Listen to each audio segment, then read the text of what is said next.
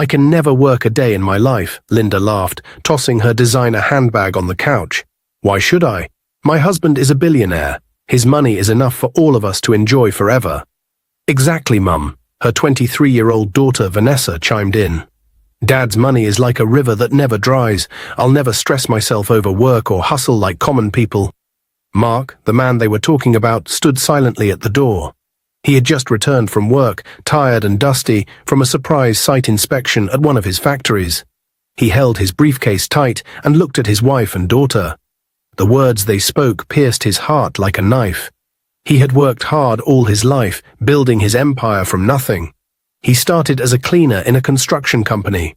Now he owned companies, hotels and estates across the country. But hearing his wife and daughter talk like that made him wonder, do they love me?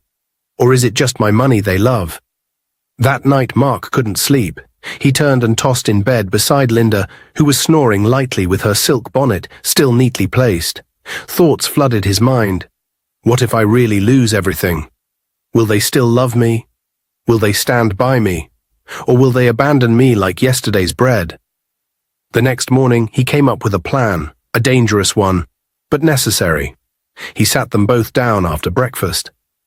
There's something I need to tell you, he began, his voice shaking a little. I have lost everything. There was a big business deal that went wrong. All our accounts have been frozen. We are broke. Linda spat out her juice.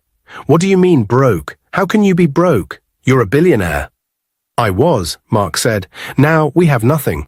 We have to move out of this mansion. I have arranged a small house in a rural village. That's the only place we can live now. Vanessa stood up, furious. Are you joking, Dad? Move to a village? Are we beggars? I can't even imagine using a pit toilet or sleeping without air conditioning. Linda folded her arms. I married a billionaire, not a pauper.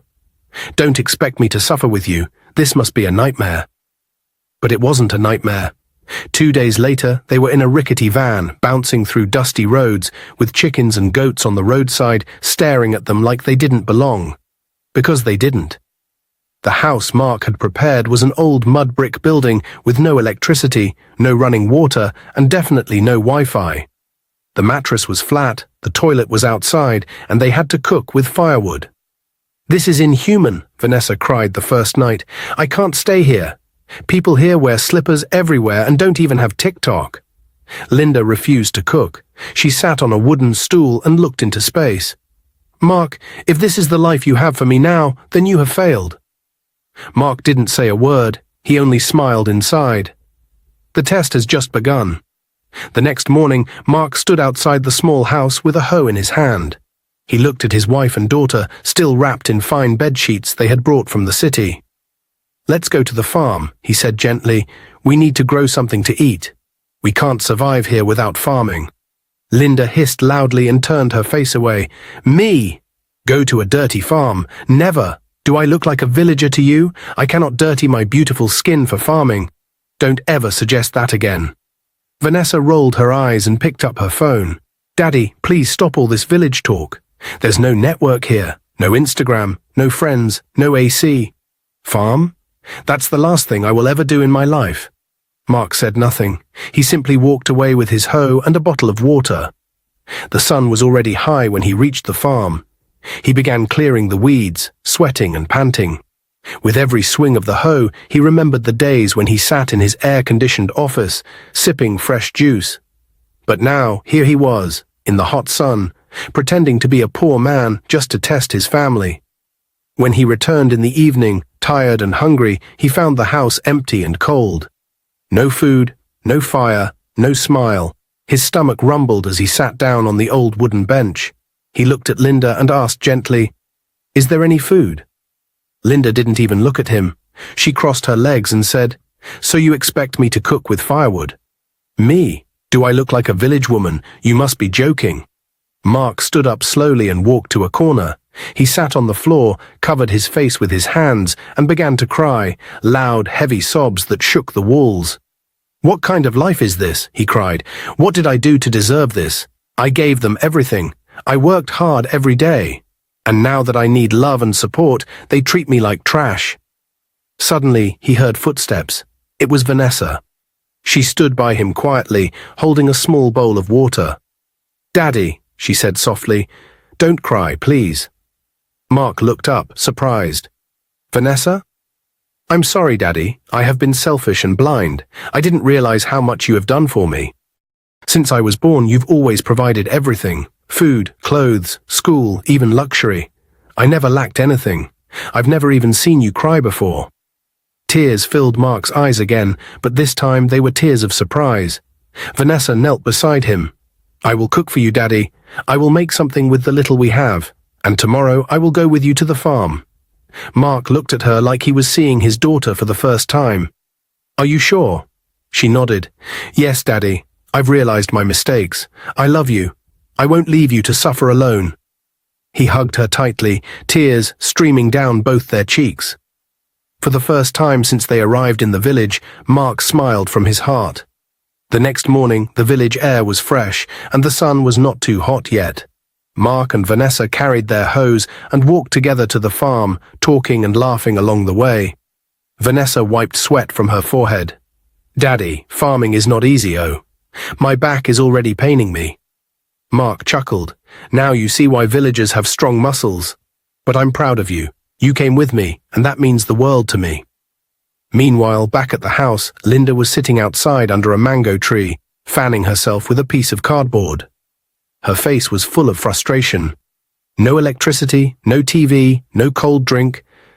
"This life is not for me," she muttered. Just then, a sleek black SUV pulled up in front of the compound. Dust rose as the tires skidded to a stop. A tall, round-bellied man stepped out, wearing traditional clothes with golden chains hanging from his neck. He held a walking stick and wore a big smile. It was Chief Edward, one of the wealthiest men in the village, and also the most feared. "Good morning, fine woman," he said with a deep voice. "Is your husband around?" Linda stood up quickly. "No, he's not around. He went to the farm with my daughter." Chief Edward smiled, showing his brown teeth. "Ah, what a pity. But since he's not here, can I speak with you for a moment?" Linda raised her eyebrow. "Speak with me? What for?" The chief looked her up and down. "You are too beautiful for this kind of suffering.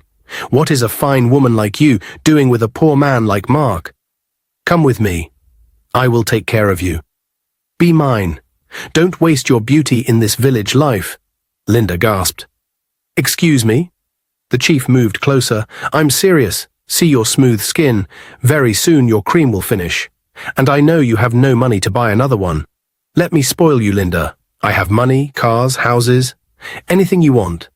Linda folded her arms, pretending to be shocked, but deep inside she was listening. "I do like fine and wealthy men like you," she said slowly. "But my only problem is that you already have 3 wives. I don't want to be wife number 4. Chief Edward laughed loudly. "Don't worry about them. They are old news. They can never match your beauty. You'll be the favorite. I'll build you your own house and give you your own car. You'll be treated like a queen." Linda looked around and lowered her voice. "I will think about it." The chief smiled again and brought out a brown envelope. "Use this for now. Buy yourself something nice." She collected it quickly and hid it under her dress before anyone could see. As the chief walked back to his SUV, he turned and said, "I'll be back. Don't make me wait too long, my queen." Linda waved slowly, watching the car disappear down the dusty road. She held the envelope tight and looked around the quiet compound. She smiled to herself. "Poor man, Mark. Who said I must suffer with you?" When Mark and Vanessa returned from the farm, their clothes were soaked with sweat. Their hands were dirty, their backs aching, but their hearts were light, at least Mark's was, knowing his daughter had changed. As they entered the compound, a delicious smell hit Mark's nose. "Wait," he paused, sniffing the air. "Is that chicken and rice?" Vanessa looked confused. "But we didn't buy any meat." "Daddy, did you buy chicken?" Mark shook his head. "Number, I only left money for Gary and vegetables." They stepped into the small house and saw Linda sitting on a wooden chair, her legs crossed, enjoying a big plate of steaming hot jollof rice and fried chicken. A bottle of soft drink sat beside her, cold and sweating. Mark stopped in shock. "Linda, you made chicken. You didn't even greet us. Where did you get money for that?" Linda didn't even look at him. She took a long sip of her drink and wiped her mouth with pride. "Oh, you're back," she finally said, her voice full of attitude. "So you now expect me to greet you like a king?" Mark blinked, too tired for games. "I'm hungry. Please serve me some food. We've been working on the farm all day." Linda laughed wickedly. "You must be joking, poor man. Do you think this food is for everyone? This food came from a man who knows how to take care of a beautiful woman, not from a lazy old man like you." Mark's mouth fell open. What are you saying, Linda?" She stood up and faced him. "I said a real man gave me this money. A man that values me. Not a broke man pretending to be a husband." Mark's chest tightened, his hands trembled. "Linda, after everything I've done for you, what about all the money I gave you when I was still wealthy? Any wise woman would have saved something for days like this." Linda clapped her hands and laughed mockingly. "Save for what? You were the billionaire, not me. Why should I save when I was married to the bank itself?" Mark's eyes turned red with anger. "You're foolish, Linda. You're not just foolish, you're stupid too. A woman who has no plans, no respect, and no heart." That was the moment Linda snapped. She dropped her spoon and walked straight to his face. "Stupid? Me? You're calling me stupid?" she screamed. "You ungrateful, lazy man. Do you know how many of my expensive jewelry I sold just to pay your useless debts? You think you're the only one who has suffered?" Vanessa stood in the corner, frozen in shock. Mark tried to calm his voice. "Linda, please, don't talk like this in front of our daughter." But Linda wasn't done. "Your daughter," she scoffed. "She's already like you. Both of you deserve each other, poor, dirty, and hopeless." Mark's eyes filled with tears. "Linda, you're hurting me. Stop hurting you." She laughed loudly again. "Let me hurt you well then. Your late parents, yes, your useless father and mother, they must be in hellfire right now, burning like firewood, for raising a disappointment like you." Mark staggered back like someone had just slapped him with a brick. His lips trembled. "What did you say?" "You heard me," Linda shouted, her eyes blazing. "I said they are burning in hell. They raised a failure, a disgrace, a man who can't even provide one decent meal." That was it. Mark picked up his hoe and walked out of the house, his heart shattered into a million pieces.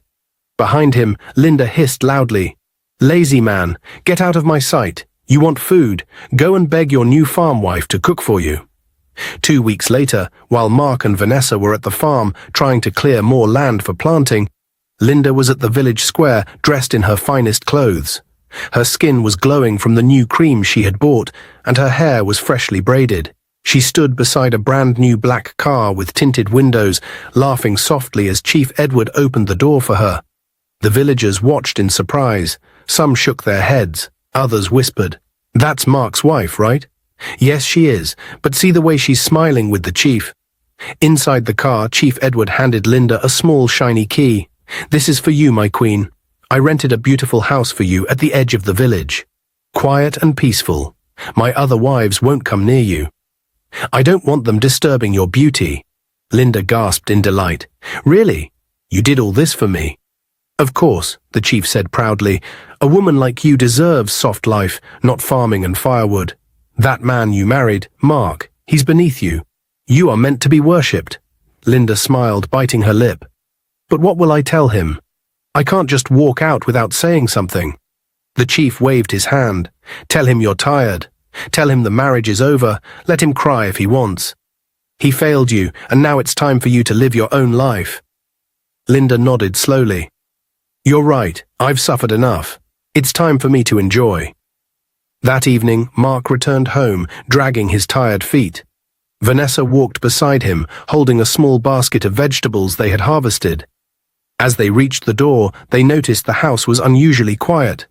No smell of food, no sound of Linda's voice. Just silence. "Linda?" Mark called. No answer. Vanessa checked inside. "Daddy, she's not here. Her clothes are gone." Mark's heart skipped. He rushed to the bedroom. Her shoes, her bags, even her perfume, all gone.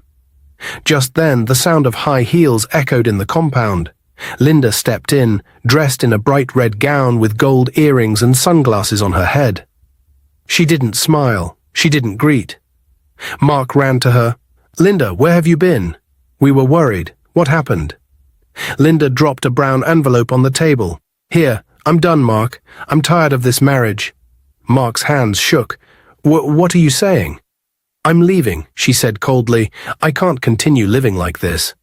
I didn't marry you to suffer. I've found someone who values me, who gives me the life I deserve. Tears welled up in Mark's eyes. Linda, please, don't do this. I know things are hard now, but it's just for a while. I'll fix everything. I'll get back on my feet. Please don't leave me. Linda scoffed. Cry all you want. I've made up my mind. I wasted too many years with you already. Mark dropped to his knees. Think about our daughter. Think about the love we once shared. Linda looked at Vanessa and rolled her eyes. Your daughter is old enough. She has chosen to suffer with you. That's her choice. Mine is different. Vanessa stepped forward. Mum, please. But Linda raised her hand. Save it. I've made my decision. She turned and walked away. Mark broke down completely, crying like a child. He held onto the doorframe, shaking uncontrollably. Linda, please. But she didn't look back. Inside the house, Vanessa held her father tightly, her own tears falling freely. Daddy, you still have me, she whispered. I will never leave you. Days passed like slow-moving clouds in the village sky. Mark sat outside the house every evening, staring at the dusty road where Linda had walked away. He barely ate, he barely spoke. His heart was shattered into pieces too small to pick. Vanessa tried everything to cheer him up. She cooked, cleaned, and even sang for him while they worked on the farm. Daddy, she said one evening as they returned from the farm, Mummy made her choice. But we can't let that break us. You still have your life, and I have you. You taught me how to be strong. Now let me help you stand again. Mark looked at his daughter. Her eyes were filled with love and strength. He nodded slowly, trying to smile. You've become my light, Vanessa, he whispered. Thank you for not giving up on me. But while father and daughter were rebuilding their bond, Linda was living her new life in the beautiful house Chief Edward had rented for her. The rooms were filled with fine furniture, new clothes, perfumes, and everything she had once missed. The chief visited her almost every day, bringing gifts and money. The sun was high in the sky when Linda stepped out of her rented house in a flowing gown, feeling proud and fresh. She stretched her arms and smiled. This is the life I deserve, she thought, comfort, peace, and no stress. But just as she sat down on her veranda to enjoy a bowl of fruits, she heard heavy footsteps and a loud, angry voice. Linda, you shameless woman, come outside. Linda looked up and saw Martha, Chief Edward's first wife, storming into the compound like fire in the wind. She was a strong, bold woman with anger written all over her face. You, Martha shouted, pointing at Linda. So you are the one destroying my home. You left your own husband to follow another woman's man. And you are proud. Linda stood up slowly and crossed her arms. Martha, calm down. I didn't force your husband. He came to me willingly. If you have a problem, take it up with him. Martha laughed coldly. You think this is a joke? I came to warn you, Linda. Leave my husband alone. You better return to your broke husband and stop chasing after other people's men. Linda rolled her eyes. Sorry, I'm not going anywhere. Chief loves me. I'm not the one he hides from. I'm the one he spoils. That reply hit Martha like a slap. She shook with anger. Then you've asked for war, she said, turning sharply. Since you won't listen, I'll go to your useless husband and give him the message myself. And with that, she stormed off. Later that afternoon, Mark sat quietly outside his mud house, drinking water after returning from the farm. Vanessa was inside preparing food when he saw a strange woman walk into the compound. It was Martha.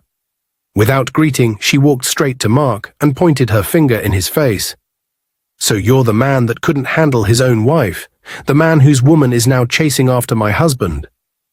Mark stood up slowly, confused. Excuse me, who are you and what are you talking about? I'm Martha, Chief Edward's first wife, she shouted, and I came here to warn you. Talk to that disrespectful woman you call your wife. Tell her to stay away from my husband. If not, I will deal with both of you.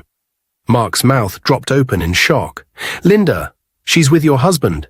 Yes. And you're sitting here like a fool while she's dragging my home in the mud. Tell her to leave Chief alone before something bad happens. Nonsense, she hissed loudly and walked out before Mark could say another word. Mark slowly sat back down, his head spinning. His heart pained him like someone had driven a knife through it. Vanessa came out. "Daddy, who was that woman?" Mark didn't answer. He just looked into the sky with tears in his eyes, whispering, "God, what did I do to deserve this?" 1 week later, the village was quiet, with the sun high in the sky and the sound of birds singing in the distance.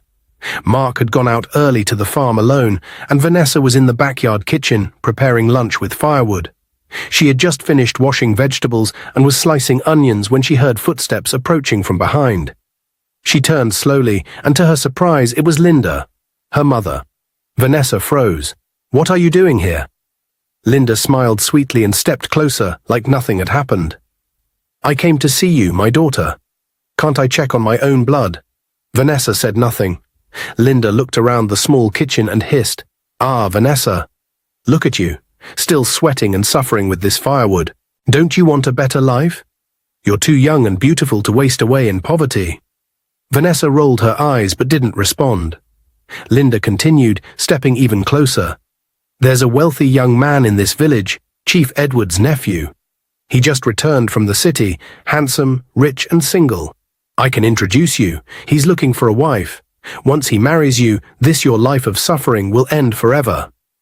Vanessa dropped the spoon and turned sharply to face her mother. Her voice was firm. "Are you hearing yourself, Mum? You left your husband and now you're walking around selling your own daughter to rich men. You should be ashamed of yourself." Linda's smile disappeared. "Don't talk to me like that," she snapped. "I came here to help a poor girl like you. You and your father have chosen to live in suffering. I'm offering you a way out." Vanessa raised her voice. "A way out? By becoming like you? A woman who left her family for another woman's husband?" Linda's eyes widened in anger. "Keep deceiving yourself. You'll end up like your father, useless and broke. You think dignity will feed you. You think respect will give you soft life. Stay here and rot with him." Vanessa stepped forward, fire in her voice. "Say what you want. Insult me, insult my father, but hear this and hear it well. Never step into this house again. You made your choice and you left us. We didn't send you away. You walked out. So now walk away again, and this time for good." Linda gasped, holding her chest like she had just been slapped. "You dare talk to me like this? After all I went through giving birth to you?" Vanessa pointed at the door of the small kitchen. "If you don't leave right now, I will pour this hot water on you." Linda looked shocked, her mouth hanging open. "You heard me," Vanessa said, gripping the pot tightly. "You left us for a man. Now stay with him. Don't ever come here again to talk nonsense. You are not welcome." Linda stood frozen for a moment, then hissed loudly. "You're just like your father, stubborn and poor. You'll beg one day and I won't answer you." With that, she stormed out of the compound. The next day, the sun shone brightly over the village, but Mark's heart felt heavy. After working hard on the farm all morning, he stopped by the small store near the village square to buy a few basic items: soap, salt, and a box of matches. He picked what he needed and walked to the counter. The store owner, a man named Alfred, greeted him, but his smile faded when he saw the crumpled money Mark placed on the counter. "This isn't enough," Alfred said, counting the cash again. "You're short." Mark looked surprised. "Please, I'll bring the rest of the money tomorrow." Alfred laughed loudly. "So you're begging now? The once rich man is now asking for help. Look at how you've fallen." A few people nearby heard the conversation and chuckled. "See how life can change," one man whispered. "That's why I don't envy anyone." Mark's face turned red with embarrassment. He said nothing. He simply left the items on the counter, turned around, and walked away. As he walked down the road, his chest tightened and tears welled up in his eyes. "God, what kind of life is this?" he cried softly. "I worked so hard. I gave everything I had. Why is everything falling apart?" Lost in thought and pain, he didn't see someone coming and accidentally bumped into a young woman. "I'm so sorry," he said, quickly stepping back. The woman looked up and smiled gently. She was strikingly beautiful, her skin glowing under the sun. Her voice was soft and warm. "Are you okay, sir?" she asked kindly. Mark quickly wiped his face. "Yes, I'm fine." She studied his face with concern. "You don't look fine. I saw you coming from the store. You looked very upset. What happened? Mark hesitated. He wasn't used to strangers asking personal questions. It's nothing, just a bad day. She smiled again.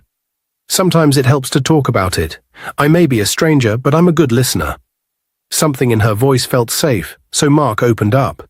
He told her about his past, how he was once a wealthy man, how his business collapsed, how his wife left him, and how he now struggled to survive with his daughter. The woman listened quietly.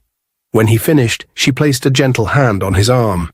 I'm really sorry for everything you've gone through, she said, but please don't give up. Everything will be okay. You just have to keep believing. Mark looked at her, surprised by her kindness. Thank you. What's your name? She smiled brightly. My name is Tina. I'm 35. I just finished medical school 4 months ago. I'm still looking for a job, so I came to the village to stay with my parents for a while. You studied medicine? Mark said, impressed. That's amazing.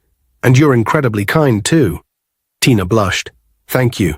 But please don't cry anymore. You're too handsome to walk around with sad eyes. Mark laughed, a deep, real laugh. It had been so long since he smiled like that. You're calling me handsome now, he teased. I'm just being honest, she said with a wink. Those eyes weren't made for tears. Mark nodded, still smiling. Can we be friends? I'd like to talk more if you don't mind. I'd love that, Tina replied. I'll come visit you this weekend. They exchanged goodbyes, and as Tina walked away, Mark stood still, watching her. For the first time in many weeks, he felt peace. A warm breeze brushed his face, as if God was saying, hope is not lost. That evening, Mark returned home with a lightness in his steps. Vanessa noticed the change immediately. Daddy, what happened? You're smiling like a young man in love. Mark chuckled. You won't believe it, but I met someone today. Her name is Tina. Vanessa gasped playfully. Ah, so fast, Daddy. Tell me everything. He told her how they met, how Tina listened to him, comforted him, and made him laugh when he needed it most. Vanessa grinned. So, what are you saying? You want to marry her already? Mark laughed. I'm serious. She's different. I think I've found my future wife. Vanessa threw a cushion at him. Daddy, that's so soon. Take it easy. He nodded. I know, but sometimes you just know. I believe God sent her to me at the right time. Vanessa smiled and gave him a warm hug. Well, if she's as kind as you say, then I'm happy for you. Mummy already moved on. It's your turn now. Mark looked up at the stars and whispered a quiet prayer. Maybe this really is a new beginning. Saturday morning came. Mark wore his cleanest shirt and carefully combed his hair, checking himself in a small mirror. Vanessa noticed and laughed from the kitchen. Daddy, you've cleaned yourself well, oh. Is the president coming? Mark smiled shyly. No, not the president. Just a friend. A special friend, Vanessa teased. There was a quiet excitement in the air. Tina arrived in a simple yellow dress, her natural hair tied in a neat bun. She looked even more beautiful than Mark remembered. Good afternoon, Mr. Mark, she said with her gentle smile. Please, just call me Mark, he replied, smiling back. You're making me sound like an old man. They both laughed, and Vanessa peeked from the window, smiling to herself. Ah, love is sweet. They sat under the mango tree and talked for hours. Mark shared stories from his past. Tina talked about her dreams of working in a hospital, helping people, and maybe opening a small clinic one day. You have a good heart, Mark said, watching her with admiration. Not many people care like you do. Tina blushed and looked down. Thank you, Mark, but I think your heart is even better. You just went through a lot. By evening, Tina stood to leave. I really had a great time, she said. Mark walked her to the road. Thank you for coming, Tina. I haven't felt this happy in a long time. Tina smiled. You deserve happiness, Mark, and you'll find it again. After she waved goodbye and walked away, Mark stood there for a moment, just smiling at the road. He walked back into the compound, still lost in thought. Vanessa stood with her hands on her hips, waiting. So, Daddy, she said, grinning, what do you think? Mark laughed. Think about what? Vanessa threw her hands up. Ah, Daddy, she's beautiful. Damn, please marry her already. Mark burst into laughter. Calm down, young woman. Take it easy. I'm serious, Vanessa said, smiling. She's kind, she's smart, she's respectful, and she made you laugh. You haven't laughed like that in months. Mark shook his head, still smiling. I like her, Vanessa. I really do. But these things take time. Vanessa winked. Okay, but just know I've already picked my dress for the wedding. They both laughed and walked back inside the house, hearts full of joy, hope, and a little sprinkle of love in the air. After weeks of spending time together, learning about each other, praying and laughing, Mark finally asked Tina the big question. It was a simple evening. They were sitting under the mango tree again, watching the stars.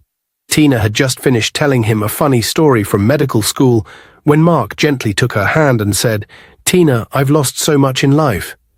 But you feel like everything I've been missing. Will you marry me?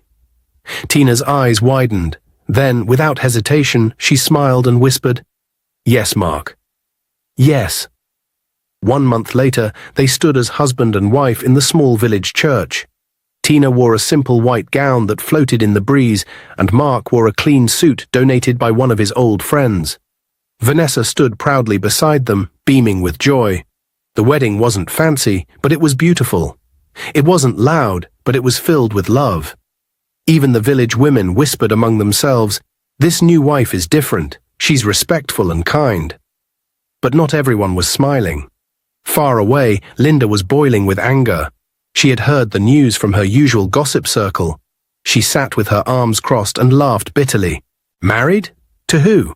That same poor man that couldn't afford salt last month, she said, shaking her head. Tina is truly a small girl. She doesn't know what she's doing. One hot afternoon, a week after the wedding, Linda finally came face to face with Tina on the village path. Tina was returning from the stream, carrying a small bucket of water and humming to herself. When she saw Tina, Linda laughed loudly, clapping her hands. Ah, so this is the famous village wedding bride, she said. Tina, Tina. You small girl. You actually married that poor old man, Mark. Wow. Is this how low you've fallen? Tina stopped and stared at her, calm but firm. And what's your business with my marriage, Linda? Linda smirked. I'm just shocked. You, a young woman, beautiful and educated, choosing to tie yourself to an old broke man like Mark. Come to me. Let me introduce you to someone better. My chief friend is very wealthy, powerful. One word from him, and your whole life will change. Tina placed her bucket gently on the ground and crossed her arms. You should be ashamed of yourself, Linda. You left your husband to chase after a married man, and you're here telling me nonsense? Linda hissed loudly. Don't compare us. At least my man is rich. Yours is just a poor old man with nothing. Tina laughed, but her words were sharp. Let me educate you, old woman. My Mark is far better than your so-called chief. He is educated, he is hard-working, he is fit, handsome, and more importantly, he is all mine. And guess what? He is also amazing in bed. I know you miss it, foolish woman. Stop pretending. Linda's eyes nearly popped out of her head. What? You dare speak to me like that? Yes, Tina replied, raising her voice, because you're a disgrace, running after a married man like a lost puppy. Go and look in the mirror. You're not young anymore. Instead of rebuilding your life, you're jumping from man to man like a mosquito. People walking by started slowing down to listen. Some smiled, others whispered. Tina's words were hitting hard. Linda's face was red with anger and shame. Nonsense. Don't worry, you'll regret this marriage. Tina picked up her bucket calmly. I'll only regret wasting more time talking to someone like you. Stay away from me and my husband. She walked away proudly, her back straight, leaving Linda standing in the middle of the road, shaking with rage. From that day, the village respected Tina even more.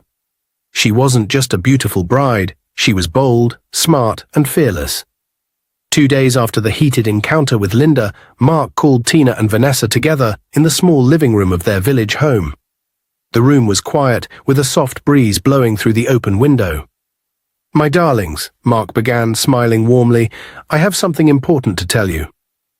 Tina looked up from the bowl of groundnuts she was shelling, while Vanessa raised her head from the book she was reading. What is it, Daddy? Vanessa asked. Mark cleared his throat.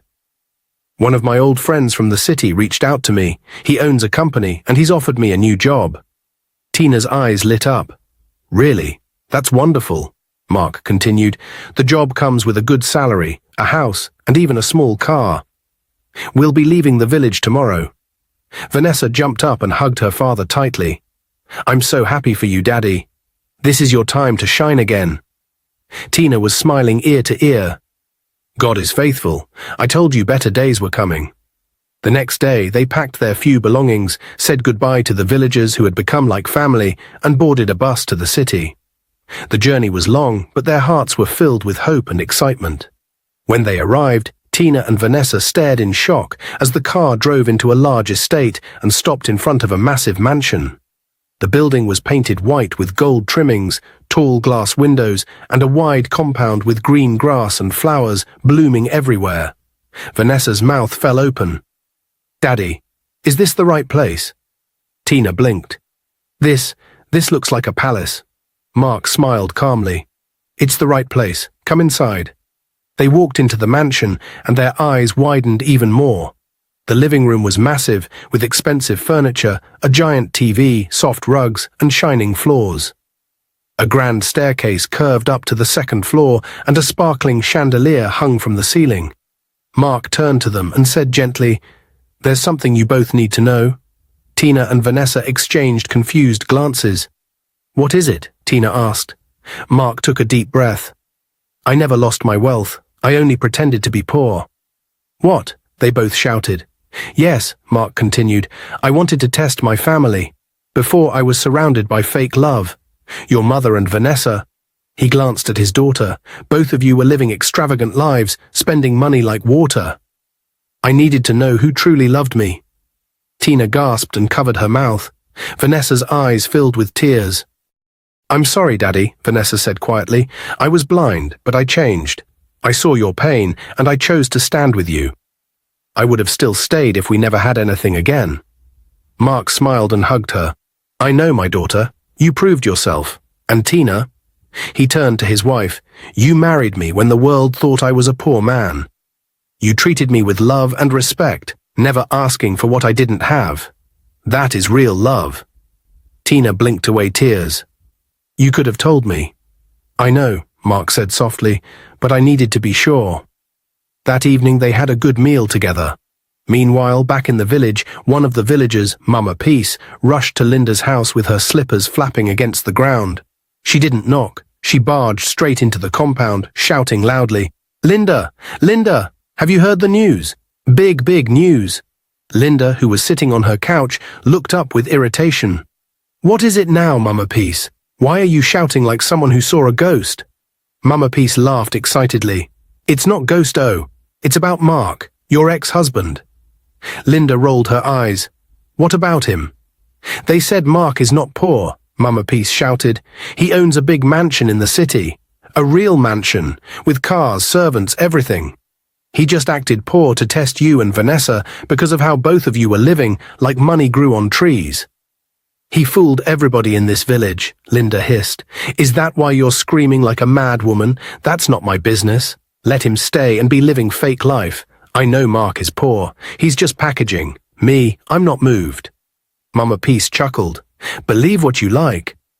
But the way people are talking about him and that doctor wife of his, you'll think they are royalty. I'm not moved, Linda snapped. My chief is more wealthy than 10 marks. Let him enjoy his small show.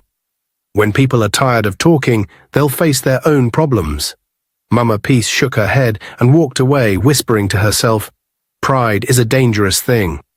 2 months after moving to the city, Mark and Tina's life was filled with peace, joy, and quiet comfort. Each day brought new reasons to smile. Their home was warm and calm, not because of luxury alone, but because of the deep love they shared. One quiet Saturday morning, Tina stood in the bathroom, staring at a small white strip in her hand. Her hands trembled. Her heart beat faster than usual. She walked out slowly, holding the test result, and stood in front of Mark, who was reading on the couch. Honey, she said softly. He looked up, eyes full of love. Yes, my queen? I think I'm pregnant. Mark blinked. Wait, what? She nodded slowly, showing him the test. I'm pregnant. In a flash, Mark jumped up, speechless for a few seconds. Then his face broke into the widest smile she had ever seen. He shouted with joy and pulled her into a deep, warm hug. "Oh my God, we're having a baby. Tina, this is the best news ever." Tina laughed through her happy tears. "I didn't know whether to scream or cry, but I knew I had to tell you first." Mark held her face gently in his hands. "You've given me peace, Tina. You've given me love. And now you're giving me a child. You don't even know how much you mean to me." Later that evening, Mark asked Tina to dress up and follow him. He didn't say where they were going. They drove across the city until they reached a beautiful fenced area with workers walking around. Machines, trucks, and building materials were everywhere. It looked like a project under construction. Tina turned to him, confused. "Mark, what's this?" Mark smiled as he helped her out of the car. "Come with me." They walked toward a large signboard already mounted at the gate. On it were the words, "Future Site of Dr. Tina Mark Specialist Hospital." Tina froze. She turned slowly to him. "Mark, is this a joke?" He held her hands. "No, it's not. This is your dream, a hospital, your own, fully equipped, managed by you. This is my gift to you, for standing by me, for marrying me when I had nothing, for loving me like no one else ever did." Tina's eyes filled with tears. She covered her mouth, struggling to speak. "I don't deserve this. Mark, this is too much." He smiled and pulled her into his arms. "No, Tina, you deserve even more. You saw my pain and you didn't walk away. You believed in me. You made me a better man. This hospital is not just a gift, it's a thank you. From my heart to yours." She leaned into his chest, crying softly. "I love you, Mark." "And I love you too," he whispered, kissing her forehead. "Forever." Back in the village, life continued as usual, but not for Linda. The chief she had once proudly followed, the man she left her husband for, had started showing his true colors. He was no longer interested in Linda the way he used to be. New faces were entering his compound. Young women from nearby villages, girls barely older than Linda's daughter. At first, Linda tried to keep quiet, but as the days passed, the chief's attention faded. He stopped giving her money. He stopped visiting. Even when she went to his house, the guards wouldn't let her in without warning. One afternoon, Linda stood outside the chief's gate, banging loudly. "Chief, come out and talk to me. Why are you treating me like this, after everything I left behind for you?" He finally stepped out. "Linda," he said calmly, "don't embarrass yourself." "You knew what this was." Linda shouted, "I gave up my husband. I gave up my home, my family, all because of you." The chief shrugged. "And I gave you money. We're even. Stop acting like a victim. You knew other women were involved. If you want loyalty, go to a dog." With that, he walked back into his mansion. Linda stood there shaking, heartbroken, humiliated, and alone. Days later, she began to feel weak. First, it was a fever. Then her joints ached. Her skin grew pale. She lost weight rapidly, and her energy disappeared. At first, she thought it was malaria, then typhoid, but no drug seemed to work.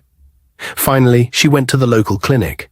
The doctor, a soft-spoken woman, ran some tests. When the results came back, she sat Linda down quietly. "Madam Linda," the doctor said gently, "I'm very sorry, but you have tested positive for HIV."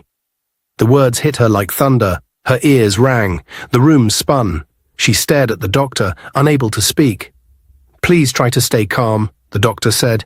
"You'll need to start treatment immediately. You're not alone. People are living with this, but the earlier, the better." Linda didn't hear the rest. She stood up slowly, walked out of the clinic like a ghost, and headed straight for the chief's house. When she arrived, she was like a storm. "Chief," she screamed, "come out here now." He came out, looking irritated. "What is it this time?" "You've destroyed my life," she shouted. "You ruined me. You turned me into a terrible woman. Now I'm sick with something I can't cure. The doctor said I'm HIV positive." The chief raised his brow. "So you've come to blame me? How do you even know it's from me? Were you not jumping from man to man?" Linda broke down right there in the compound, crying like a child. "I had a good life, a husband who loved me, a daughter who respected me. I destroyed everything chasing money and fake love. I wish I could go back. I wish I could take it all back.